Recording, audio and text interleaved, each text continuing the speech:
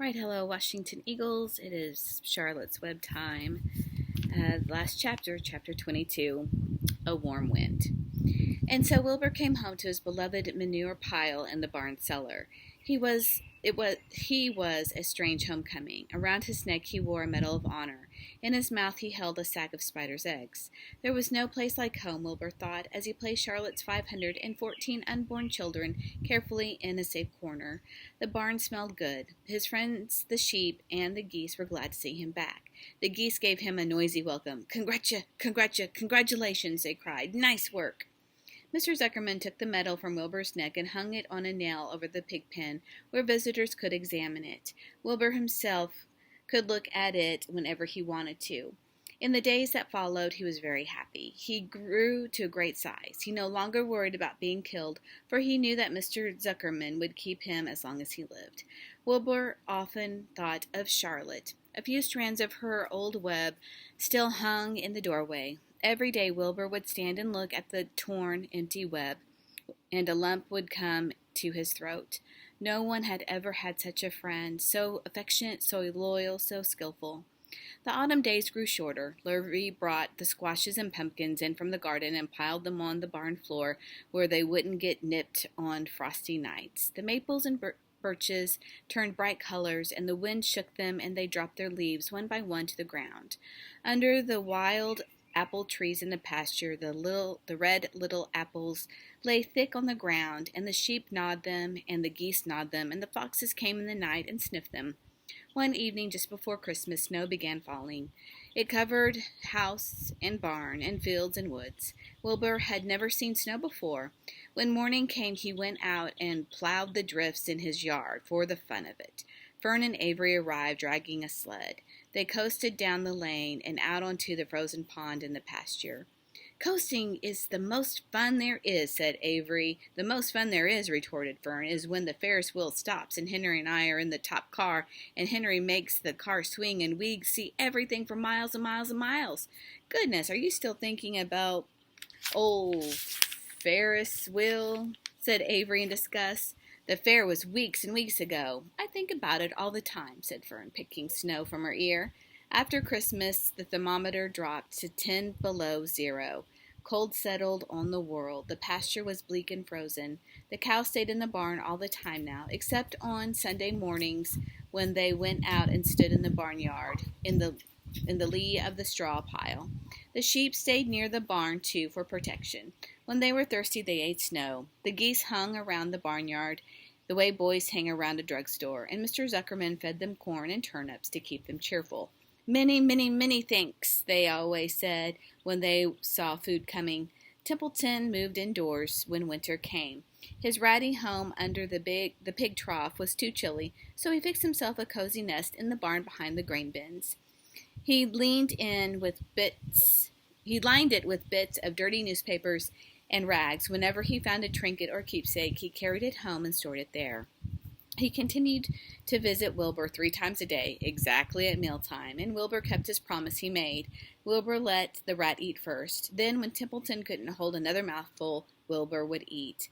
As a result of overeating, Templeton grew bigger and fatter than any rat you ever saw. He was gigantic. He was as big as a young woodchuck.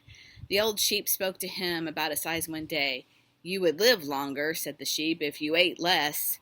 "Who wants to live forever?" sneered the rat. "I'm naturally a heavy eater, and I get untold satisfaction from the pleasures of the feast." He patted his stomach, grinned at the sheep, and crept upstairs to lie down. All winter, Wilbur watched over Charlotte's egg sack as though he were guarding his children.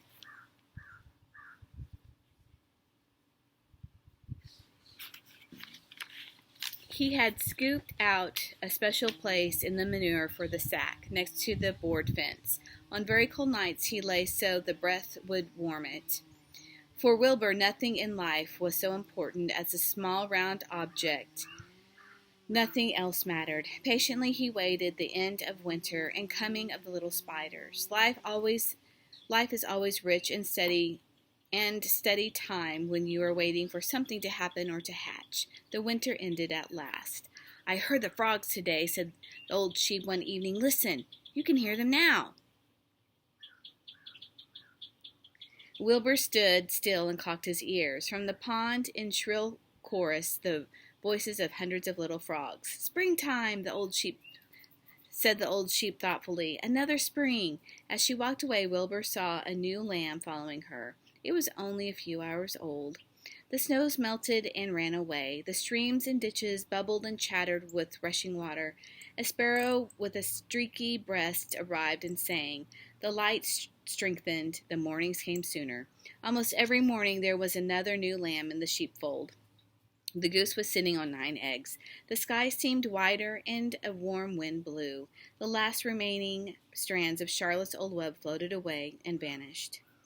One fine sunny morning after breakfast, Wilbur stood watching his precious sack. He wasn't thinking of anything much. He stood there. He noticed something move. He stepped closer and stared. A tiny spider crawled from the sack. It was no bigger than a grain of sand, no bigger than a head of a pin. Its body was gray with a black stripe underneath. Its legs were gray and tan. It looked just like Charlotte. Wilbur trembled all over when he saw it. The little spider waved at him. Then Wilbur looked more closely. 2 more little spiders crawled out and waved. They climbed around and around on the sack, exploring their new world. Then 3 more little spiders. Then 8. Then 10. Charlotte's children were here at last. Wilbur's heart pounded. He began to squeal. Then he raced in circles, kicking manure into the air. Then he turned a backflip. Then he planted his front feet and came to a stop in front of Charlotte's children. "Hello there," he said. The first spider said hello, but his voice was so small Wilbur couldn't hear it. "I'm an old friend of your mother's," said Wilbur. "I'm so glad to see you. Are you all right? Is everything all right?" The little spiders waved their forelegs at him. Wilbur could see by the way they acted that they were glad to see him. "Is there anything I can get you? Is there anything you need?" The young spiders just waved. For several days and several nights they crawled here and there, up and down, around and about, waving at Wilbur, trailing tiny drag lines behind them and exploring their home. There were dozens and dozens of them. Wilbur couldn't count them, but he knew that he had a great many new friends. They grew quite rapidly. Soon each was as big as a BB shot. They made tiny webs near the sack. Then came a quiet morning when Mr. Zuckerman opened the door on the north side. A warm draft of rising air blew softly through the barn cellar. The air smelled of damp earth, of the spruce woods, of the sweet springtime. The baby spiders felt the warm updraft. One spider climbed on top of the fence. Then it did something that came as a surprise to Wilbur.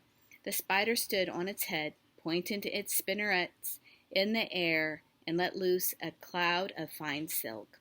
The silk formed a balloon. As Wilbur watched, the spider let go of the fence and rose into the air. "Goodbye," it said as it sailed through the doorway.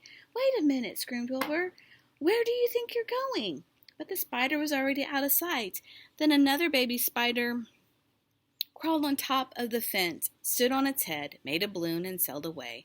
Then another spider, then another. The air was soon filled with tiny balloons, each balloon carrying a spider.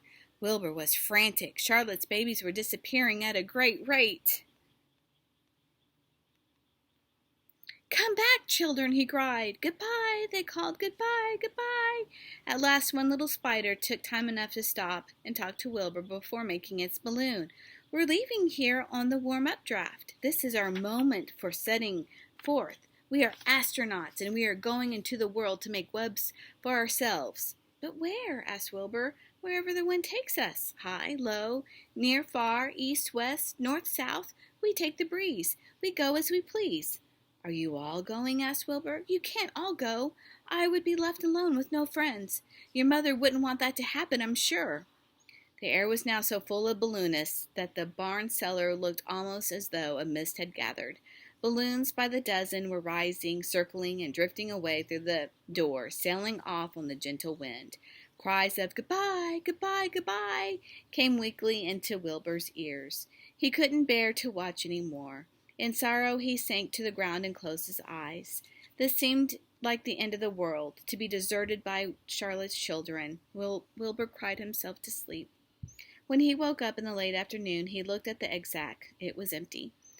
He looked into the air. The balloonists were gone. Then he walked drearily to the doorway where Charlotte's web used to be. He was standing there thinking of her when he heard a small voice. "Salutations," it said. "I'm up here." "So am I," said another tiny voice. "So am I," said a third voice. "Three of us are staying. We like this place, and we like you." Wilbur looked up. At the top of the doorway, three small webs were being constructed. On each web, working busily, was one of Charlotte's daughters. "Can I take this to mean," asked Wilbur, "that you have definitely decided to live here in the barn cellar, and that I'm going to have 3 friends?" "You can indeed," said the spiders. "What are your names, please?" asked Wilbur, trembling with joy.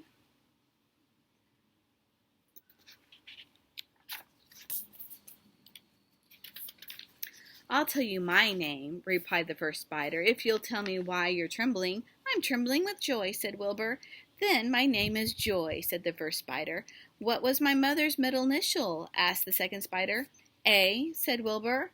"Then my name is Arinia," said the spider. "How about me?" asked the third spider. "Will you just pick out a nice, sensible name for me? Something not too long, not too fancy, and not too dumb?"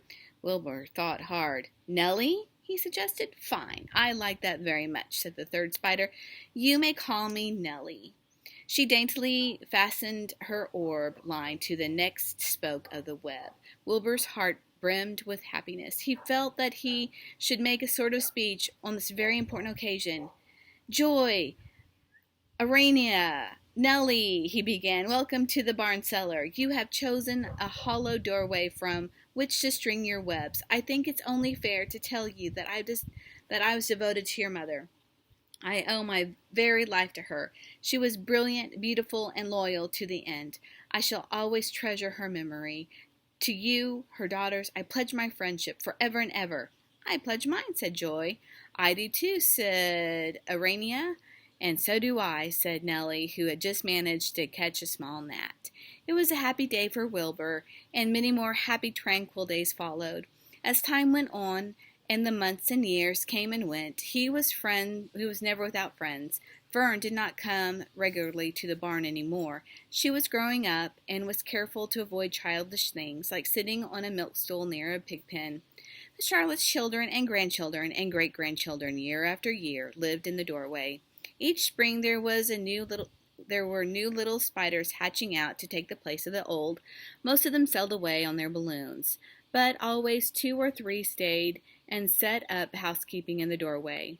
Mr. Zuckerman took care of Wilbur all the rest of his days, and the pig was often visited by friends and admirers, for nobody ever forgot the year of his triumph and the miracle of the web. Life in the barn was very good, day and night, winter and summer, spring and fall. Dull days and bright days, it was the best place to be, thought Wilbur. This warm, delicious cellar, with geese and changing seasons, the heat of the sun, the passage of swallows, the nearness of rats, the sameness of sheep, the love of spiders, the smell of manure, and the glory of everything. Wilbur never forgot Charlotte. Although he loved her children and grandchildren dearly, none of them knew spiders ever quite took her place in his heart. She was in a class by herself. It is not often that someone comes along who's a true friend and a good writer. Charlotte was both.